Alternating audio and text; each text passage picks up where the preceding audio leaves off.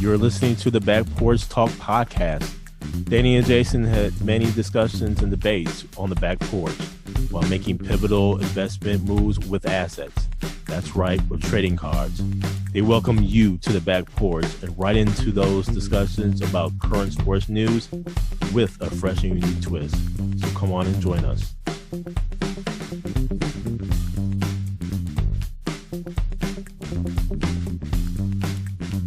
Welcome to the Back Porch Talk podcast. I'm your co-host, Jason. Your co-host, Danny. Fans, we got a full show for you today. USA men's basketball team. We're also going to talk about Formula One and a little bit about the WNBA. But first, Danny, right into USA men's basketball team and where, oh boy, upset almost was a brewing. Almost happened. Not once, but twice.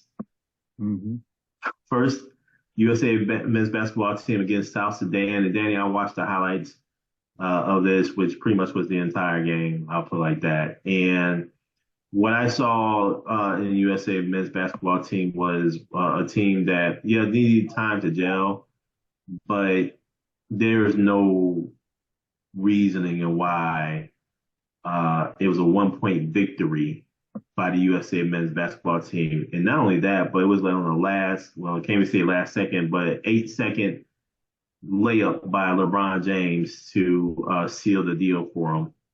And they almost got an upset. And looking at that last play, South Sudan could have put this ball back in the bucket. And it just screams to me that there's something just not clicking. And Steph Curry indicated it's more so on their defense, that the defense is going to be their hallmark, going to be their identity. And I'll just say that they need to find that identity very soon because they eked out a win against Germany today, 92-88. This is going to be really interesting going into the tournament, going into the Olympics. But looking at the actual stats for the game against South Sudan, where Drew Holiday had 8 points, LeBron ends up with 23 points, Joel Embiid probably having his best game with 14 points, 7 rebounds, Steph with 12, Anthony Edwards 11, Anthony Davis with 15 points, 11 boards, and Derek White played 11 minutes, no points. 3 rebounds, 5 assists. There's a controversy, obviously, about Jaylen Brown not being on this team. If you're talking about defense, I think you do put Jaylen Brown on the team. What I saw in the South Sudan game, I saw a lot of threes being lifted, being shot by South Sudan. And they were missing. They weren't missing like that. So something's got to happen here with USA men's basketball team before the Olympics, but they eked out not one but 2 victories. Danny, what say you about the USA men's basketball team? Jay, they were lucky, man, on Saturday to pull that game out because they were down a decent amount. They were down double digits for a lot of that game, and they rallied. Steph hit a couple big threes in that fourth quarter or, towards the end of the game. And obviously LeBron had the key layup. But if they're relying on LeBron and Steph to carry them to the goal, they got a problem, man, because those are the elder statesmen. They shouldn't be putting in that type of time on this team. They should be more, coming in for – they get their minutes, but they shouldn't be relied upon. This team is talented enough that they shouldn't be relying on Steph and LeBron to carry them to victory. So that's the first thing I observed. 2 was their defense. Their defense was shaky at best. And it could be, too, when you're starting to play with different players, understanding who's going to be where and things like that. And if you remember with the Dream Team, like Scottie Pippen was like, I want that dude. Michael Jordan was like, I want that dude. I'm not sure if they have that on this team. So we'll see because once they get into these, and this was a good game though for them though, these not last 2 because now they know what's going to happen in the Olympics. So it's not like they go in blowing everybody out. They actually are getting tested. just looking at them, man, their threes, they are off on the 3-point shooting. It was Mhm. just a bad game overall. And two, they do play these same teams and when they start the Olympics. So that's kind of interesting as well. That when I found that out today, I was like, oh, that seems kind of strange because you know now they're familiar with these teams, so now they should be able to put it on them because they've seen them, see how they play, and make their appropriate adjustments. I'm just hoping now that they got this rust off and they're ready for the Olympics coming up this weekend. And it was announced that LeBron is going to be the male athlete to carry the flag representing the United States into the arena during opening ceremony. So congratulations to LeBron for that honor. And I'll just say this, Danny. I think this is, the difference with the Olympics is that we're only looking at about what 12 teams versus that of like the Pan Am Games, et cetera, where you're looking at like a plethora of teams. A little bit harder to medal, but nonetheless, I think this is going to be a special moment for USA men's basketball team. But I think it's going to be a lot closer games than what we are accustomed to seeing. So we'll see what happens. We'll see what happens. And now, Danny, right on into Formula One, and where this past weekend it was a quite interesting race Mm-hmm. there in Hungary, and McLaren goes 1 and 2 with Sir Lewis Hamilton hitting the podium at third position. And at one point in time, you thought it was going to be Lando Norris because he started off with pole. Then Oscar Piastri takes over at the start of the race. The pit stop is what did it. They pitted Lando first, then Oscar, which put Lando in first place. Lando wasn't trying to give up his position, but for the good of the team, he let Oscar go in front of him because apparently they talked about the strategy moving forward, and whoever was first after the first turn at the start of the race, then that was the individual who was going to eventually win. So quite interesting. It was a lot of necessary, unnecessary drama, however you look at it. Lando is the closest one to Max Verstappen in the overall points lead.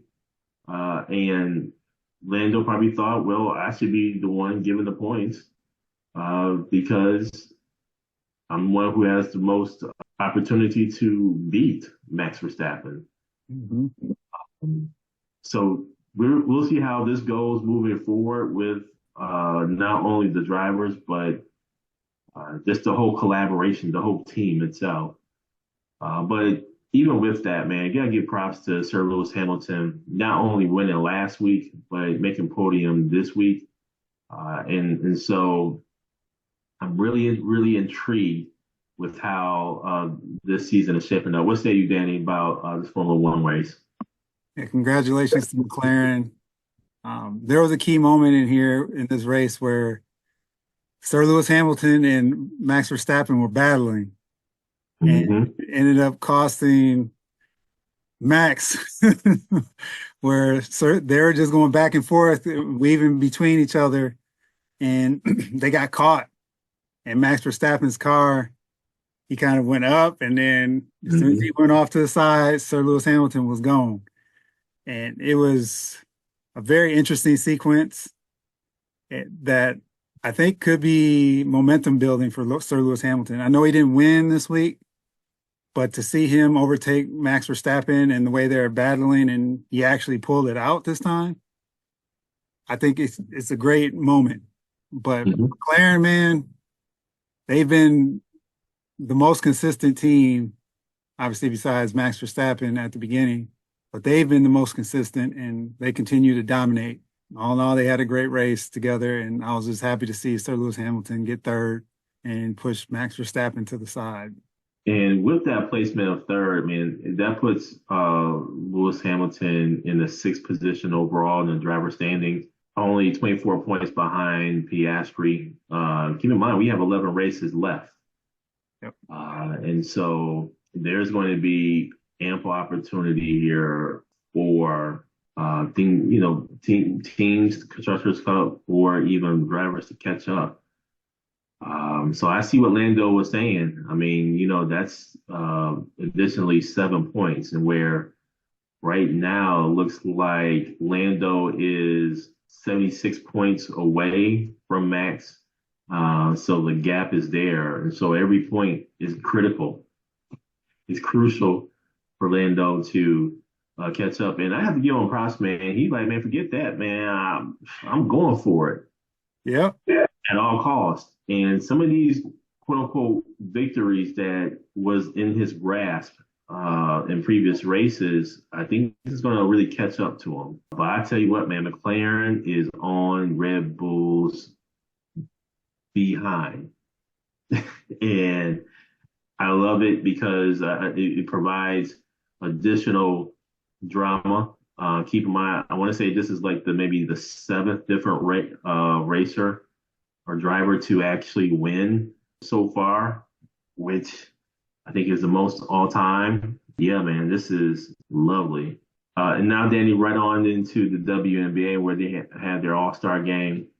The format was Team USA versus the WNBA. So, Danny, what say you about the WNBA game? Jason, there are no complaints from me from this game. It's funny because when you think of All-Star games, you think of the NBA All-Star game in particular from a basketball standpoint and how much criticism the men receive from their game due to the lack of defense, lack of intensity, lack of trying in some cases. But this game was the total opposite. These women were battling, man. And you can see, man, there was some people were out for some get back. WNBA stars, because a few of them thought they should have been on the Team USA team, and they played that way. And Arike, local talent, put up 34 in the second half. If you did not see the game, you got to check the highlights, man, because some of the shots she was hitting, it wasn't like it was garbage or like played on the rim and stuff. It was just all net. And she was just on fire. And everyone was giving her props and just feeding her the ball because she was going at Team USA. Team USA, they had Brianna Stewart had a great game. Asia Wilson played well. But to see how Arike and then Caitlin Clark, set the rookie assist record. Angel Reese set the rebounding rookie record. So all in all, man, it kind of, I put that little side eye like, some people should have been replaced on this team. It's just one game though, right? And best of 3, best of 5, it could have been a different result. But if Arike is shooting like that, I know she's very streaky, but man, I thought she should have been on Team USA. And I thought she was sliding. I thought she took it right at him once. There was a moment in the game, too, where Cheryl Miller told her, like, take a deep breath at halftime. And as soon as she did that, she came out firing. So I was just excited. I wasn't even planning on watching the game. I just turned it on, and I was like, uh-oh. That first quarter, I saw them going back and forth. I was like, all right, they hanging around because Team USA, if they would have jumped on them, it would have been like, all right, whatever. But no, WNBA All-Stars, man, they came to play, and they got the Olympic team ready to go before they hit the Paris. Thank you for joining us at Back Porch Talk Podcast. You can also join us on Twitter by tweeting us at @back_podcast. For more information, you can go to our website, which is backporchtalkpodcast.com. You can also email us at backporchtalkpodcast@gmail.com. Again, thank you for joining us, and remember that there's enough hate in the world, so go ahead and spread a little love.